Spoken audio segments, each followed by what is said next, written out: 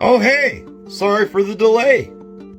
It's a very complex topic, and I've been trying to figure out how I want to address it. So I'm going to put on the kid gloves and make this video for new Norse pagans. Before we need to begin, I have to give out some nomenclature. In Norse paganism, there are three kinds of deities. Think of them like tribes. Those tribes were the Aesir, Vanir, and the Jotun. And yes, I include Jotun.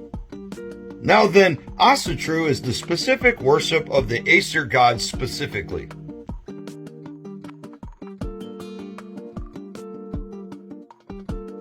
Further down that Norse paganism tree branch, you have Odinism, which is the specific worship of Odin only. And yes, many people only work with one deity, like Lokians. Inherently, in my opinion, Asatru is not bad. However, there are a great many problems within it. So today we're going to go over groups. Now then, Asatru was founded by Stephen McNallen of the Asatru Folk Assembly. In group and groupthink, you have to watch out for leadership bias. Sometimes they imply things without even having to say them. For example, the AFA likes to say European. When they say European, they mean white only. They love to circle the wagons in defense of Europeanness. They're not very dangerous per se. Well, not in the attack sense. They condemn accelerationism and therefore the violence that comes with it. And through their social machinations and mechanics, they love to control and manipulate their own members. And this is the first step for many. Because not many years after the AFA started, another group formed from within it.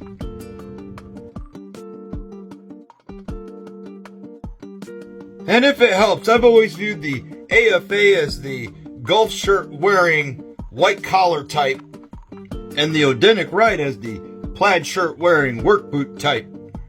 And Odinists are not afraid to get their hands dirty. They are worshipping a god of war, even though that is only one aspect of Odin. And in fact, both groups use different variations of what are called the Nine Noble Virtues.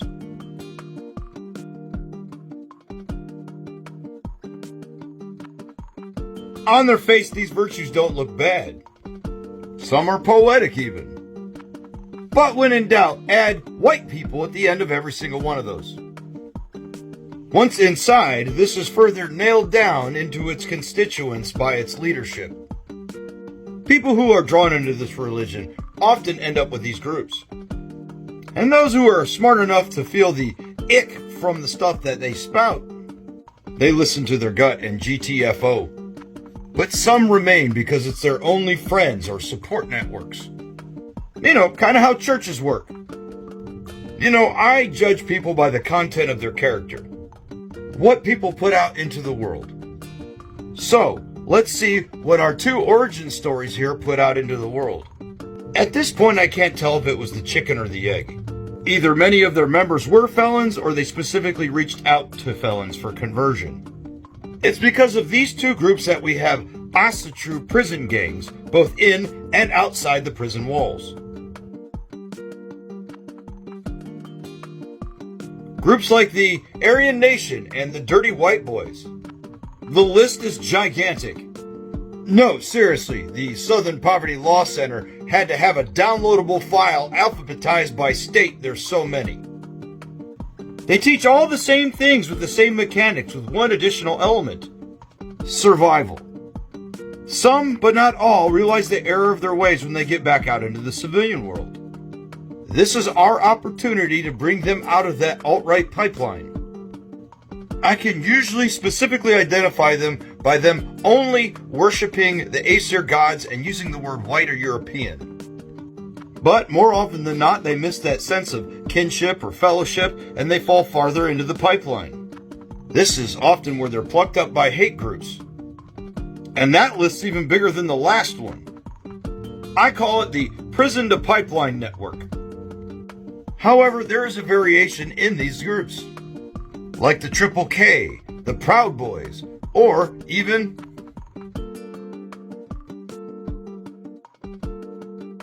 That was from another country. Asatru is a worldwide religion recognized in many countries. This is about the world, not just the United States. No, Asatru is not bad per se, because that's how the polished form was written. This gives its members protected rights within prison that they exploit. Affords them many of the opportunities that, churches get. What's a few cracked eggs, right? No matter what flavor of cracked egg they produce, flavors up to and including anti-immigration, racism, anti-LGBTQ and loud about it, of course anti-Semitism, even accelerationism, wanting to cause a race war. Whether if that's the design or ignorance, this is the omelet we're all eating. It's a demographic quartered by politicians and TV networks, but also authors and other suppliers. Recently on Norse Talk, there was a lot of talk about runes. And this author,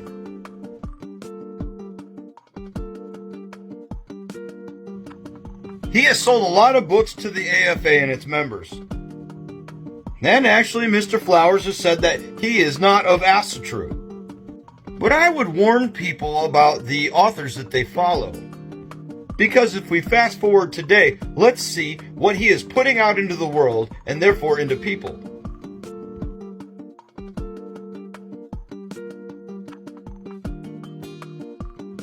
What's red ice, you ask?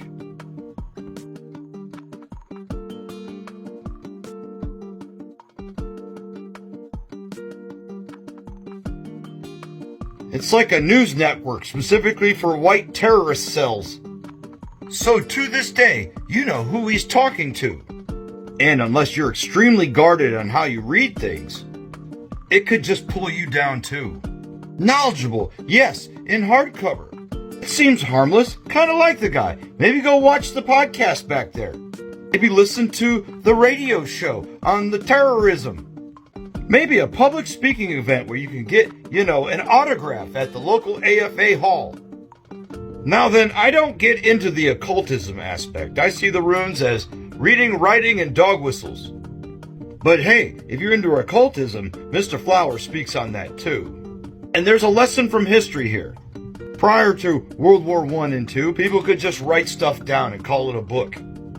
They didn't have the checks and balances like we do in modern society.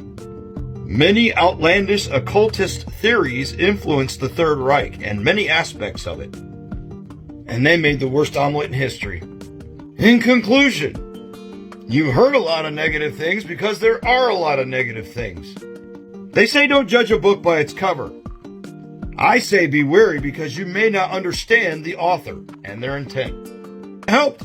Acha-cha-cha-cha.